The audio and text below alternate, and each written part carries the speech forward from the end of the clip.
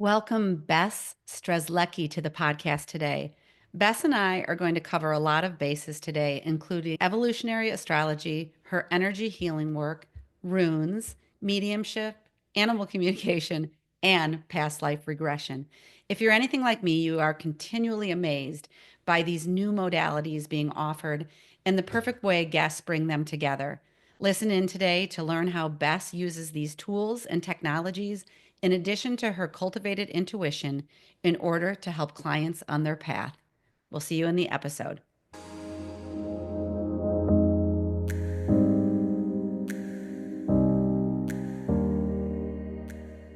Welcome back to Mystical Sisterhood. This is your host, Maureen Spielman, and today I'm sitting with Bess Strzelecki. And I always like to give a shout out as to where the heck the guest came from. And Amy Hireman was so gracious to say, I think that Bess would be great for your podcast.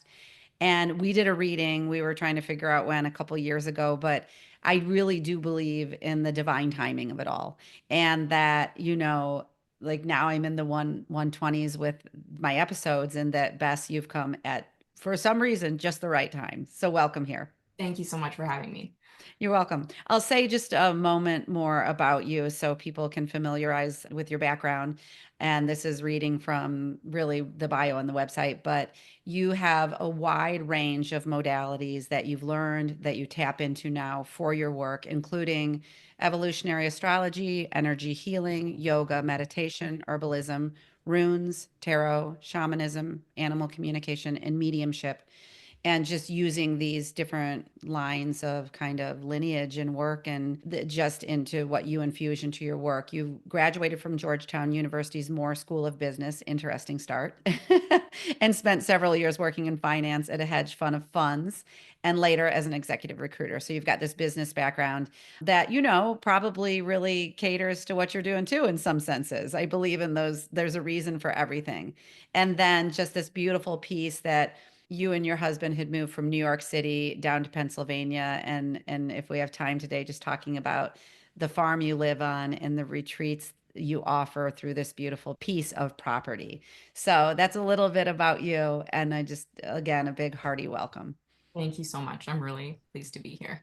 Yeah, I was thinking, we got to meet last week and talk for a while and just could not stop that conversation. But, maybe I feel like, a good place to sometimes start is, how did you begin to do the work that you're doing now? Because just by sharing, like, okay, maybe Bess had a more traditional upbringing in terms of the line of work or the cadence of your life earlier, right? Going to college, like high school, college, you doing the things. And how the heck do you find yourself sitting here talking to me about evolutionary astrology and related? Yeah, and I think that's sort of one of the frustrations that I had. I was always really interested in psychics, mediums, spirit, the things, but I grew up, my conditioning was sort of like my mom was raised very Catholic. It was like much more conservative that way. But I think, I wasn't someone who was like born with a bunch of gifts or just like had this thing. I always like could see spirits when I was 4. You hear about those healers that are I mean, that's amazing for them that they did that. That was not my path at all. And I just wanted to be really clear that like intuition and this path is available to everyone.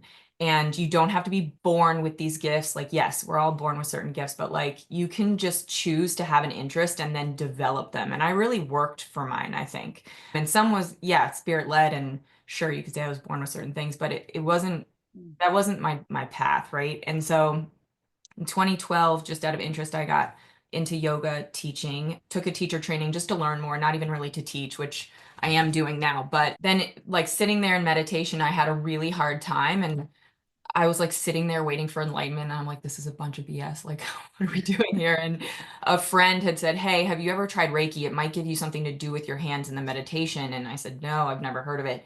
And he came over to teach it to me. And that was my first clairvoyant experience, like out of the blue. I mean, I saw like as clearly as I'm seeing you, like a purple mist. I saw symbol, like I told him what I saw, and he was like, oh, those were the symbols I put into your aura through this ritual. And I think you're going to really take to energy healing. And I saw a bright white light, had tears streaming down my face. It was like, I mean, that was wild to me. And that's when I really knew, like, this is real. This is not a joke. And anyway, long story short, I got connected to a medium who basically after that teacher, after learning Reiki, I had started doing it and I had been sending it because you can send it over distance, you can do it in person. And she said, "You're sending it to people without asking permission." And I was like, "I'm sorry, I didn't know I wasn't supposed to do that." And she was like, "No, no, it's like very different than sending love, sending prayers. You can do that all day long and that has its own power. But Reiki is a very specific healing energy and you have to ask permission if you can, if possible." And I was like, "Oh, okay."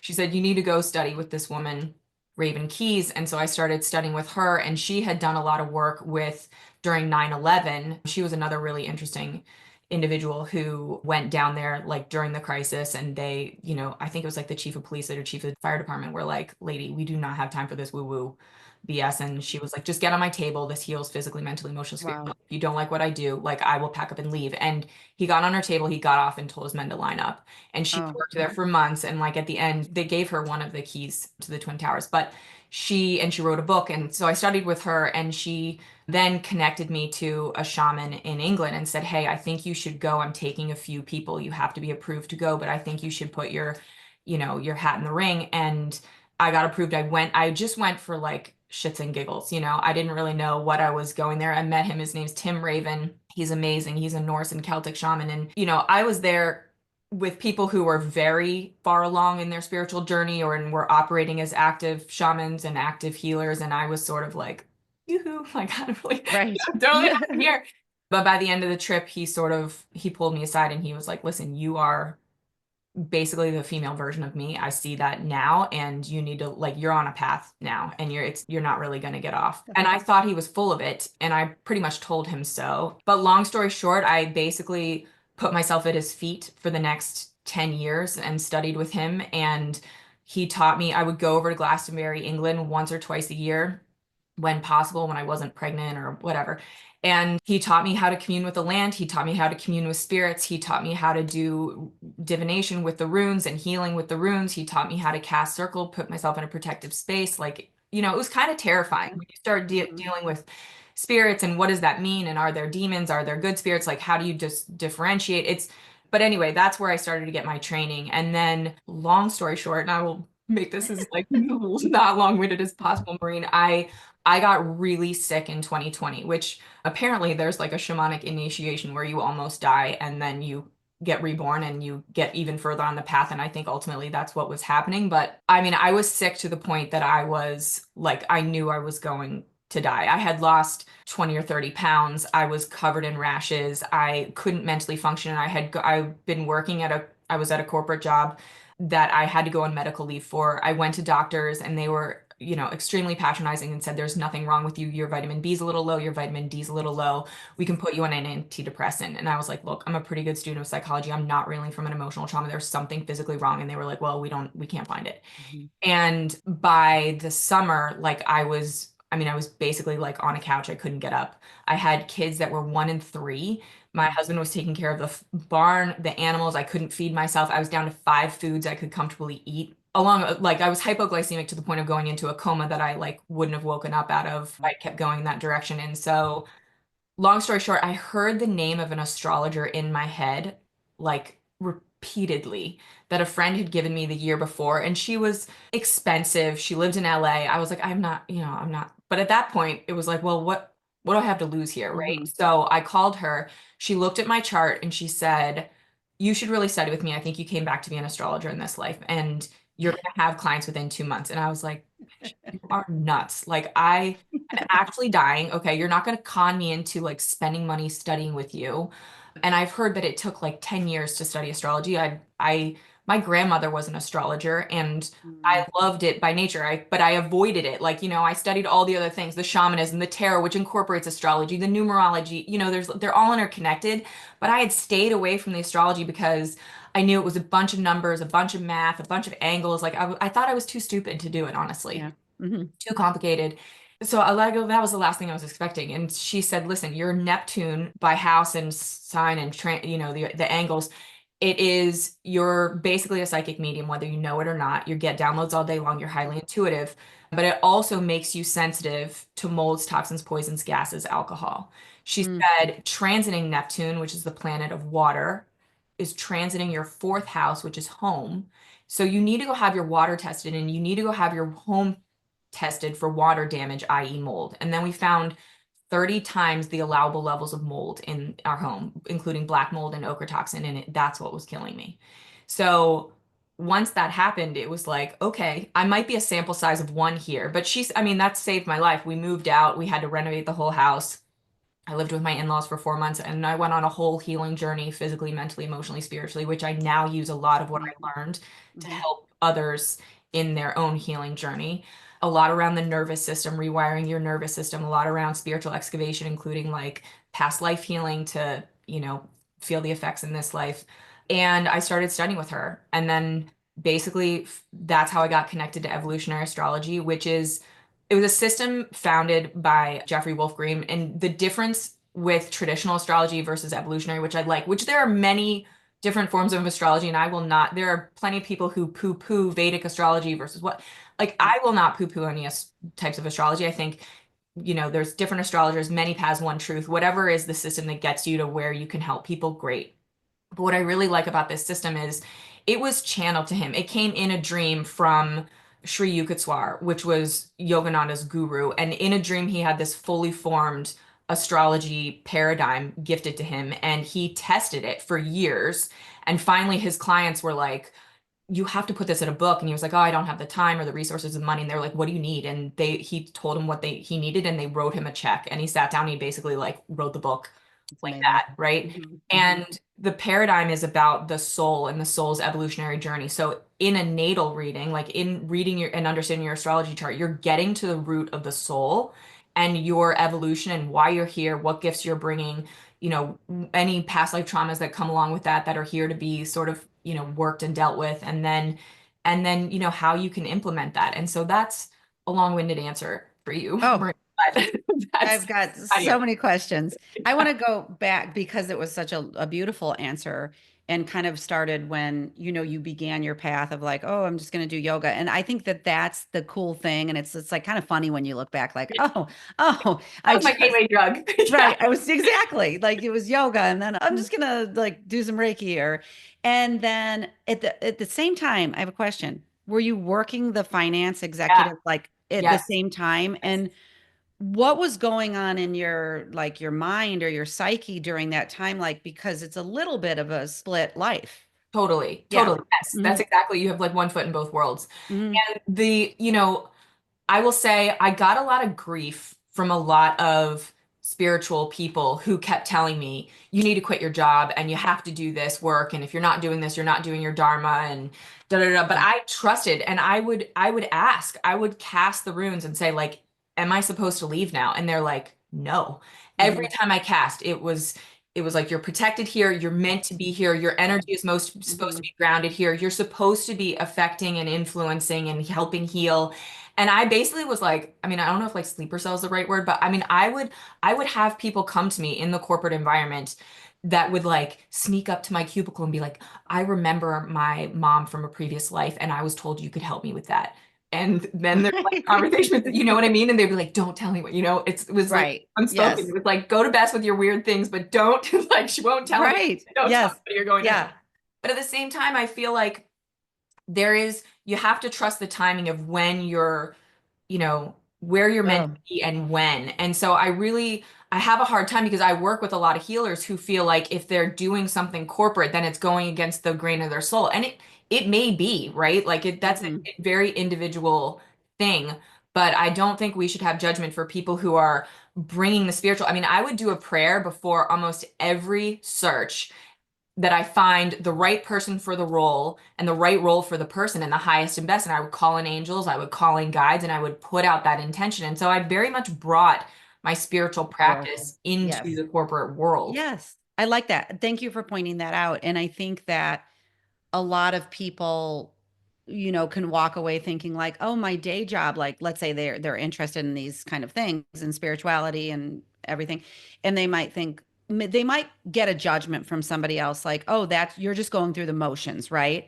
But there's the reality too that we can work just about anywhere and bring in our giftedness, like our uniqueness, we can shine that way because also not everybody has the ability to leave that corporate job or leave Right. their 9 to 5 kind of thing. So I've thought about that a lot too. It's just like, oh my gosh, because I interview so many people who they shifted. They're doing this full time. And Yeah. so it can be And that's both. great. Yeah. Absolutely. And there, I mean, I have made the shift too, and I'm attempting to do this full time as well. And really loving it. But it was like there was a time and a place for that. And there was a reason. Like a lot of times you can really ground and anchor, and it can provide sort of that, that root chakra support. It's like, do I have food on my table and a roof over my head? And then once I feel really grounded, then I can pull in some of the higher spirituality stuff because I'm grounded and anchored and I feel really safe. It's like a safe Hmm. thing. And yeah, and then there's times when it tips the scales and you stay in a place that's too long, that's no longer serving your energy, where you're not able to share your light in the most meaningful ways. And so then just trusting that the universe will, or God, goddess, like whatever you want to call it, will guide you where you need to go with the people you need to interact with. And, I think about this too. Tim pointed out to me once there's a druid in England, and he was like, he is one of the most powerful, like spiritually powerful people I know as a druid, and he cleans toilets for a living. You would Mm-hmm. never know. Yeah. Right. Right. And so, yes, the living amongst us, right? I was telling a friend that recently I think I was down in my kid's college town. And this man who was living on the streets at the time, he came past me, and I swear to God, he said the word Elohim. And that's a word that just more recently came into my orbit. And I was like, wait, what? And then I told my friend, and she said, yeah, we sometimes like this kind of spirit messages can come from anywhere. It does, we Yeah, cannot make yeah, judgment of anything that's really. right. So I would like to dive deeper into evolutionary astrology. But I also want to like talk about just the different things. I have zero background in runes. Please Okay. tell me more. Oh, yeah. Really, they're an alphabet. They're, of the Norse tradition, and they are so can be used as an alphabet, right? More plainly. But they're also can be used as a divination tool. And I mean, I can pull out my runes. They are most powerful when you make them yourself. They're usually on wood, on stone, on crystals, whatever. Mine are on ash. That is sort of my wood, and they're you can see Oh, they're hard wow. basically, but you can chant them. They have really high, very, they have their own vibration, like through sound, through, the structure of the writing. You can use them in divination. You can cast them, you can pull them like you would tarot cards. They're older than tarot cards, I believe. And then you can use them in healing. They have an energy. They each have an energy to them, and they have representations of they're connected to herbs, they're connected to spirit animals, they're connected to, a lot of Wow. they're very multifaceted, and they are very powerful. It's like really the only way I know to do this. But I love that you can use them in healing, which really differentiates them from the tarot. And so, yeah, I think, astrology is something that has to be combined with your intuition. And so, when I was studying the astrology and I was learning, and if there were things I couldn't see from the chart, then I had other tools. I could go to the tarot, I could go to the runes and ask more pointed questions and get what I needed to know to be able to help somebody in the reading. Yes, yes. And during those times too, I'm imagining that you really started to create a practice. Like even in the beginning when you said, I actually worked for this. It was not some like lightning bolt out of nowhere. Like I wanted this for myself. Like I wanted to Yeah. cultivate this part of myself. Hmm. Yeah, just like through curiosity. And you just kind of follow your curiosity and see where it leads you. And then, what I really loved, the right teachers, right, will always push you back to yourself. It's not like a dependency. You don't feel dependency on them, but they'll also, they'll say, Tim would say to me, don't believe me because I tell you this. Go have the courage to test it. Do it. Learn Hmm. for yourself. You're going to learn by doing. And once you build trust with your tools, with your intuition, with your experience, then that becomes a truth that no one can take from you. And you just keep building from there. And that's what I've done. I've had a lot of teachers. I have a lot of Gemini in my chart, so I'm always looking for more knowledge, more teachers, more teachings. But and some good, some not good, but you just pull out and you just keep building on I love that. Yeah, I think that I haven't done many astrology readings or, much of them. And I know that I'm Cancer, Sun, and Moon. Like that's my chart. And then, and I don't know if I'm even saying that correctly, but Gemini rising. And I remember the woman telling me that that's of you want more knowledge, you want more information, you want more. And that's definitely, she also said, like, you're in your head a lot. And I'm like, oh, that's so true. And so I don't know a lot, but I do know that. I love that. Oh, I don't have your chart on me, Maureen, but yeah, that yes, yes.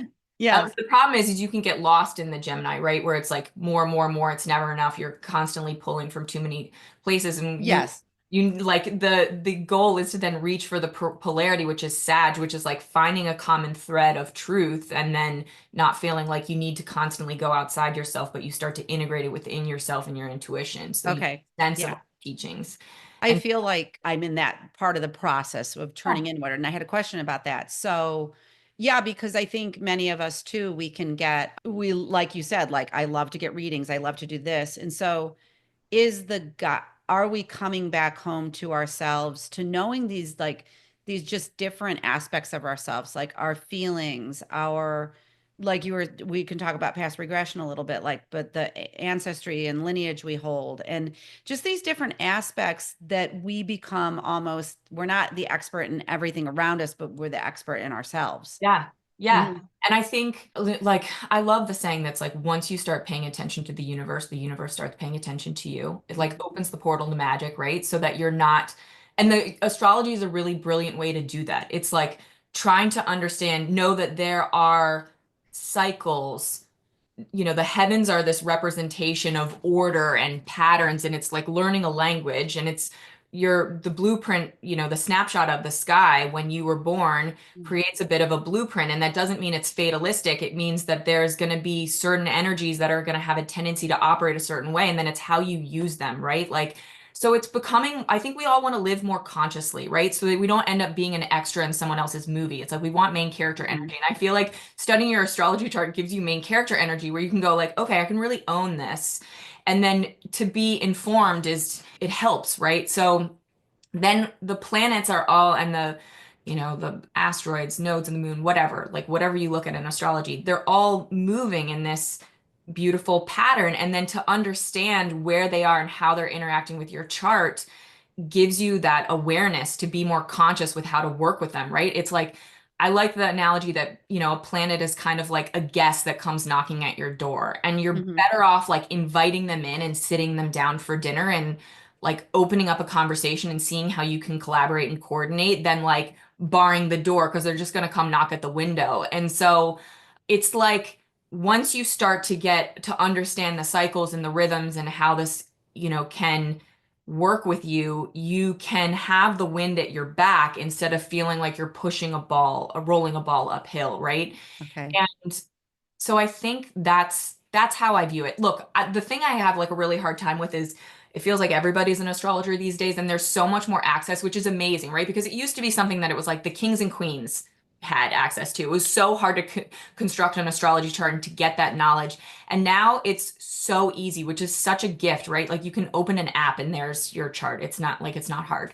But because there's so much noise around it now, and there's social media, and it becomes so sensationalized, there's a lot of fear around it too. Like I had a friend call the other day and she was like, I got a new job opportunity, but it's the Scorpio full moon. And I read on this app that's really, it scared her. And I was like, absolutely not. Like, and Mhm. that's where you need an integral astrologer to be able to sit down, hone the energy and say, no, Yes. full moon Yes. is also Absolutely. about like, you could look at that and say, tensions have reached a pitch emotionally. You cannot stay in this stuck place anymore. It's time for a transformation and rebirth, and a new career would 100% do that. And when I felt into her going for that, it felt so good. So that's, yeah, does that?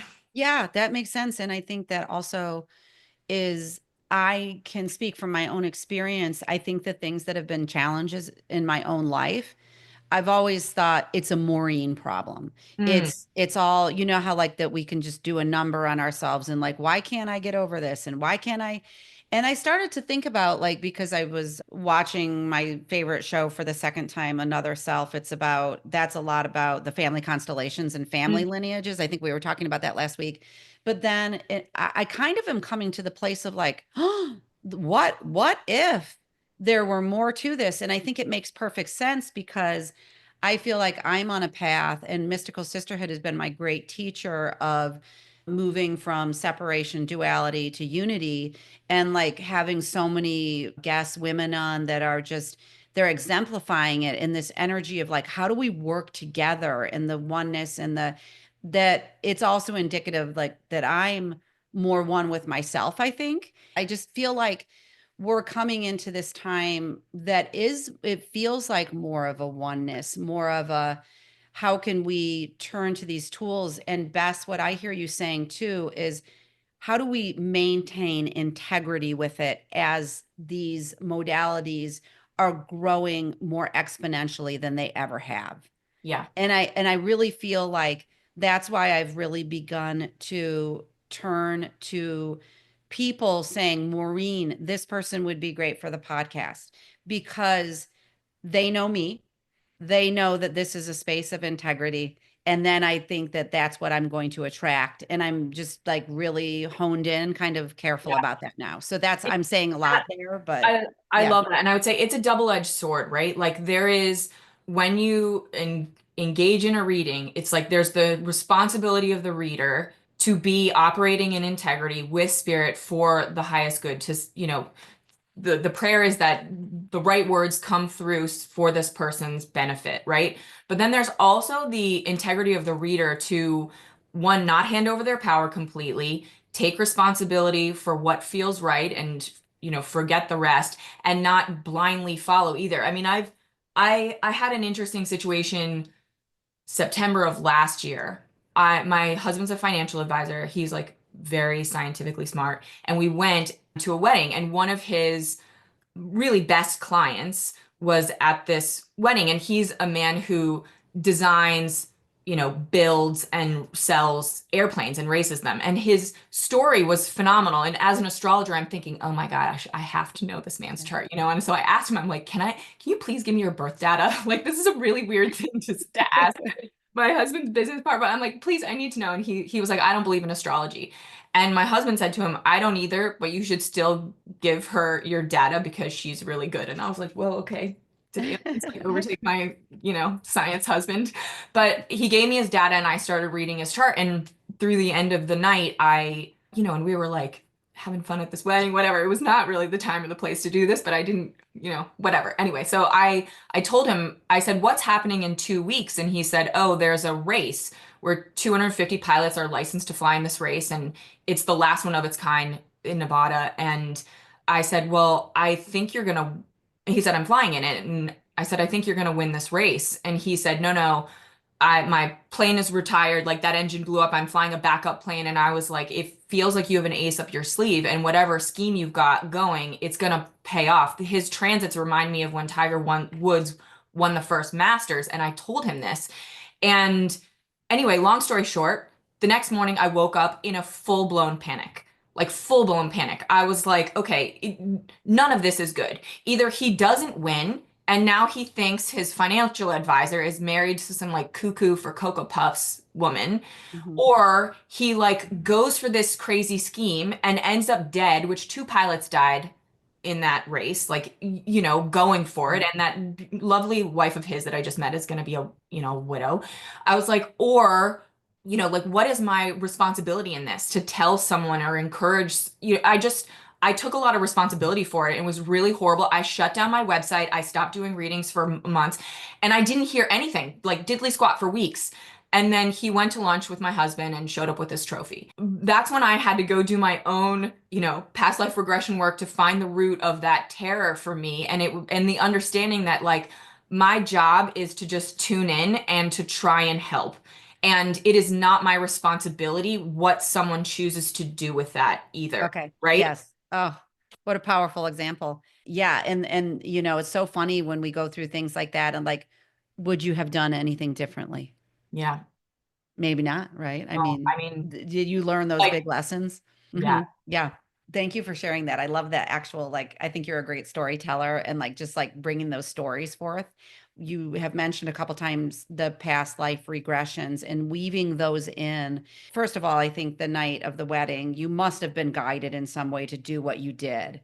But do people come a lot and say, like, oh, I'm just going to do an astrology reading with Bess? And then they kind of are like, oh my gosh, there's so much more here. Yeah. And then you can get into the other work of past life regressions and whatever they are kind of Yeah. And needing. it's very different for each person, I find. And so, and I Mhm. actually at one point had on my website the mediumship and the past life regressions and the Yeah. this and that. And I took it off and sort of streamlined it to like astrology and energy work primarily. And if the rest of this, but there are people, I read for a woman last week whose mom had just passed, and it's like her mom showed up in the reading and it was very clear, and she gave us all these images, and there was a cat hanging out, and I was like, what is this cat doing here? And she's like, oh, that's the cat that was on the picture of her obituary. She hated cats, but that cat refused to leave her alone. And, it's just like, whatever. Like that can come in. Sometimes people have a pet, and then I end up doing some animal communication with the pet for them. And it's just weird and random that way. You can see general past life themes through the Pluto placement and the nodal axis in someone's chart. And generally, I tune in before each session that I do and I ask, is there a past life energy that is still showing itself in this person's current life that needs to be remediated? And I have gotten instances where I had one that showed up that said that this woman who came to me had died on a slave ship, and she didn't die on the actual ship. She had thrown herself overboard and she died in the ocean. And I asked her, generally, if there's an energy that's still lingering, you will have very strong feelings about the ocean. You will either be like incredibly drawn to it or incredibly terrified. And in her case, it was a mixture of both. She said, I am absolutely terrified of open water. I have no reason to be in this life, but I force myself to do open water swims twice a year to conquer that fear. And Okay. once she sort of correlated it back to that past life, the healing that happens, the ease, the shift energetically that starts to happen with the ocean is there. And then in rare cases, like I will get actual information on who they were specifically if they had a famous past life. And generally there's like if you have Sun conjunct the South Node or Pluto conjunct the South Node or like an interesting planetary coordination, I never know what they're going to say. I just, I use my shamanic tools for that and my intuition, and then it just pops up. And generally, like it has been confirmed in really weird ways. And it's always wild and humbling for me Right. to see, Yeah. right? It's so cool. Yes, absolutely. And so the past life regressions, that's so interesting because that, like are you just seeing that, Bess? Are you guiding someone through a process too? So that generally, sometimes knowing is enough to just sort of start to shift the energy. If there's still lingering unconscious fears or lingering trauma, or someone feels like really stuck in an emotional pattern, or we call it being an affect, where like you have an irrational response Mhm. to something that's not warranted, right? And so you're like, there's no rational reason for this. I shouldn't be overreacting, and you can't help yourself. You can't mentally work yourself through it. You can't emotionally work yourself through it.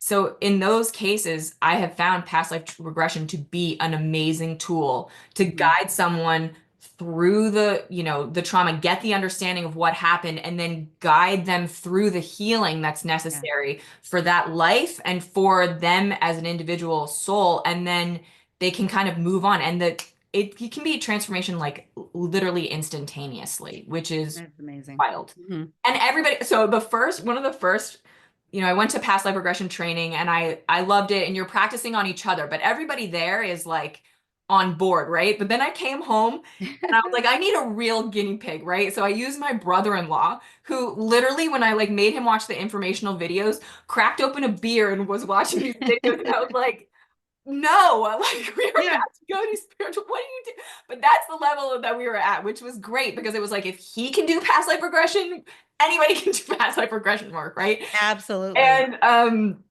just kidding, Pete, I love you. So anyway, I took him out back and like led him through this regression, and he's given me permission to like, talk about him as a Mhm. guinea pig. Mhm. But he was having trouble sleeping, and he slept that night for That's like amazing. very long Mhm. time. He had Mhm. like a lot of anxiety around a certain situation, and that started to uncover itself, Yes. reveal itself, and it was really beautiful to see. And at the end, he was Yep. seeing crazy colors. He was having like a physical experience in the healing realms, and I mean, he snapped out of it and was like, "What did you just do to me?" I was like, "Oh, That's I've done amazing. that." And I Yeah. love that. It's like it's real to me. Like that is, I mean, definitively real. That's what I think is coming out, is that these different adjuncts we can have to traditional healing, if that's our choice to go down that path. Hmm. They're amazing. They're amazing to kind of delve into. I'm slowly making my way through the telepathy tapes. Love. And I think like around episode 7, they're talking about how the autists are possibly going to hold answers for our future. And then they were kind of talking about like almost like medical intuitive information they were Yeah, getting. I don't think they named it that way, but a I hundred was like, percent. wow. So I was going to ask Yeah. you, if it feels comfortable, it's like, what do you feel the future of healing is for humanity? I love that. And one of the things I loved about the telepathy tapes is, they say everybody has this capacity. We all have this capacity to operate on these higher, more connected levels where we're opening ourselves up to higher consciousness and answers and the things. And I think one of the things I love about astrology is there is that medical component to it. Like RX that they write on the Yeah. prescribing physicians, that means radix.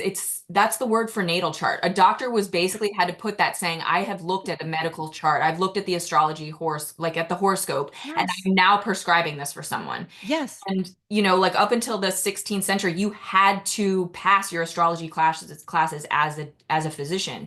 And the caduceus is Mercury's staff. It's like that is the symbol for the That's medical, fascinating. like it's all Yeah. interconnected, right? And so I think you just kind of follow the breadcrumbs. That's what Okay. we're all doing. And for me, the breadcrumb was like leading me to the astrology and the shamanism and the thing. Yes. And Yes. for you, the breadcrumb is like talking to people and getting the voices out and Mm-hmm. Mm-hmm. collating all this information. But I do think that we're at a point where there's really interesting ingresses this year. All the outer planets have ingressed into a new sign. It's like we're in this constant state of evolution and opening and consciousness follows. And so I think the access that we have is getting easier and easier. And it used to be, I mean, earlier I took psychic mediumship training. I've taken several trainings. They would say that once upon a time, in order to really psychically read someone well, you had to hold, it was like easier to hold the person's watch or like an article of Mm-hmm. something physical, right? Because the energy was kind of denser. And they're like, now it's becoming so much easier to just intuit Oh, from that's this, cool. heart to Yes. heart, like time Yes. space is becoming less interconnected and it's becoming light. Okay. So I thought You that was know, interesting. that's really interesting. That's really, yeah, it's more accessible. I was going to ask because it's a newbie question, but I told you last week that I started listening to astrology recently a few months ago out of the blue. And I've always thought, like, I can't understand that. And then, but it's like background music. And then I'm just willing to enjoy it like that right now. Osmosis. But I was going to say, is it something to do with like if everything is energy, that all the different planetary aspects have different energies, and it was like, and this may be off base, but like when we're born in the conjunction of the planets and the moon and the sun, it's like, are they energetically like crossing one another that creates something? Yeah. So the thing is like we can't really say the why. There's a lot of Mm, Barbara Hanclaw has talked about this, like in her books about how scientists have tried to understand like how we can scientifically understand astrology. And I think they're making headway and hopefully they will at some point. But we don't really understand the why as much, so much as we know that like through observing and correlating and testing it, it's like yes. these are the principles and this is how, like it operates in this way, but we don't really know the how. And so there's a little bit of like a leap of faith. But I think the way you described it is how I would describe it. It's like each planet has an energy and a function, Hmm. and then each sign colors that function. And then each house placement sort of shows how and where it shows up. And then the aspects that they make create even more energetic frequency of like either stress or ease or Hmm. whatever, and then that's what you're working with, and then how the current planets are transiting affects and lights those things up, and so then you feel that in your life, and it's just like I said, I think being conscious of it is it's like better to be forearmed, forewarned and Yeah. forearmed, right? It's Hmm. like then you Hmm. can use it. And, even when you're conscious, you can still have choices. I called my brother on a, Scorpio full moon and picked a fight with him, even though I knew I should, Right. it's like I shouldn't have done that. It's like emotional tensions were running hard. We've just gotten out of this Pluto Mars opposition, which if you've noticed people acting kind of wackadoodle the last few weeks and really like it's those purgative sort of intense Yes. forces that have been in opposition, so kind of locked in this battle, and then you throw in a Scorpio full moon on top of it. You're asking for like tensions to reach a breaking point, and even being forewarned and forearmed, I still chose to call my brother and be annoyed with him, and That's so funny. so it's Yeah. and then you're like, oh, okay, yeah, this is why, this is what I but have felt I felt this new like part of me coming forth. Like it started about a month or 4, 5, 6 weeks ago. And it makes me see like how I know that I've mended some people pleasing ways and some, but still like as a woman acquiesce and using my voice in my because I can use my voice all day long in the podcast and then I go into my house, right? And totally, that's a whole different story. totally. But I found like this fierceness coming out, and it's an interesting energy because it's not anger. It kind of feels like that, but it's more of an empowered, like, oh, okay, it's cleaner. I love that. I Hmm. love that. And that's the thing. It's like the energies are going to be the energies, but then how they operate for each individual is going to be dependent on, Yes. their natal chart, where they're in the Okay. soul's evolution, and what their choices are to do with that, right? So it's like it comes back to it being very personal. And I think it's great that there's astrology podcasts and topics about the broader transits and what the broader energies are, but then it's like, where does that show up for you? Hmm. How does that Hmm. show up for you, and how can you use it?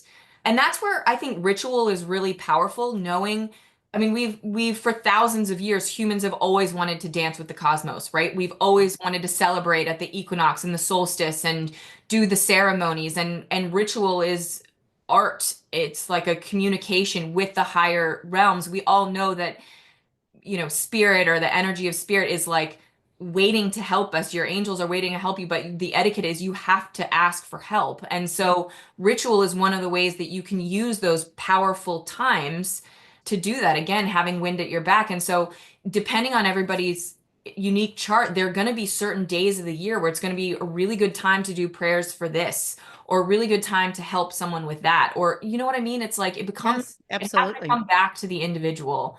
And I think we can get lost, like I said, in this, like my friend who was listening to the Hmm. general vibes and then took that really personally. And it's like that can get Hmm. tricky, right? Because it's not going to be applicable to everybody. It's going to be applicable to people in different ways. Yeah, that makes total sense. And I like the aspects of how, like, you were describing the physical sensitivity that you had in your physical constitution for the mold and that kind of thing. And that's important to know about ourselves because if physical, I know during these times we're living in what's being called more chaotic times in this outer world, and we have to understand how sensitive we are. Like if we're very sensitive beings, and if that's good or not for us to be ingesting. I think it is like healing happens on physical, mental, emotional, and spiritual levels, Hmm. really. And Yes. you can see that in your chart too, like the physical makeup and kind of what your constitution's like, and same with the emotional and the spiritual constitutions, and where you can go to accelerate your healing. But I think we forget. We either focus on the physical, we work out and we eat healthy, but then our mental and spiritual practice, if it's not acknowledged, like that will fester, and it will rear its ugly head in weird and vicious ways. Or, you can go through the spiritual bypassing thing where you're just doing the emotional spiritual thing, and you Hmm. forget that you live in a physical body, in a physical container, and don't honor that too. And I think there's a balance and a blend, right? And Hmm. I gave an astrology talk at the Evolutionary Astrology Conference last year, and one of the conclusions I had is like, with the world we're living in and the amount of chemicals, I mean, it's like hundreds of thousands of chemicals in our environment at any given moment, from beauty products in the air, in our water, in our soil, in the clothing we wear. It can get overwhelming. And then the pesticides on the food, and feeling like, oh my gosh, you can get neurotic about Yes. being clean, Hmm. leading a clean life, like to the point where it's almost an impossibility. And that can cause an intense amount of depression and anxiety if you let it, right? And so there was a really interesting study done. It was in the 70s of grad students that were feeding rabbits like a high cholesterol diet. And they found that there was one subset of rabbits that was completely unaffected. And what they found was the grad student was petting this rabbit and loving it and playing with it. And so it was in this really high vibe, nurturing, loving state while it was eating these horrible Wow. diet. And so there is this like balance that has to happen, right? If you go into that depressive, fear-based state, you're going to lower your vibration, and those chemicals and pesticides are going to be able to take you down. And if you keep the vibration high and you're doing your work on spiritual, emotional, mental levels, then you can withstand the environment that is a little bit challenging, right? Yeah, There's like that's finding that balance. And but it doesn't mean like, oh, I'm just high vibe all the time, so I'll just guzzle this horrible food. You can just choose to make good choices. yeah, I love that. That's good. Bess, as we kind of round out, I just wanted you to speak a little bit to just your retreat space and where you've chosen to live and do this work and how that kind of like supports you in what you're Yeah. doing. Thanks. We're in New York City, and I had like a full-on breakdown where I was living with my husband, his brother's girlfriend, like two other dudes in New York. I was, trying to meditate, and I didn't have like a single corner to myself, and I just lost it one day and was like, I can't do this anymore. And Christian found an old home that was in foreclosure and said, why don't we fix this up and you can build a retreat center, you can teach yoga and meditation. And we went to that place and it was horrible. You could have put, I mean, all the money in the world in that place and it still would have fallen down. But it opened up the avenue where we decided this is what we're going to do. And when he found this place and I stood in the center of the land, I knew it was a place of healing and it was a place of manifestation. And Mm. that's been confirmed through many spiritual guides who have been through here and felt the same thing.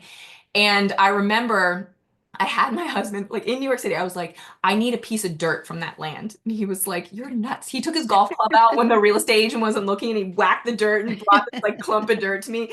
And I put it in this bowl. I could go get it to you and show it to you. Put it in this bowl. I did ceremony. I asked, that if this land was right for us, it was in the highest and best. I cast runes. They were like, this is your house. And my husband came back and was like, we lost the house. And I said, what do you mean we lost the house? He said, the bank won't appraise it for what they want for it. We don't have the money to do it. Like it's gone. Move on. Like on to the next. And I said, absolutely not. That is our house. I don't care what you have to do. Go talk to him. Go have lunch with him. Go talk to the real, like, I know this is our house. I'm not moving on. And everybody thought I was nuts. And I told him what I thought we could get the house for. And he made it happen. It just Wow. worked out.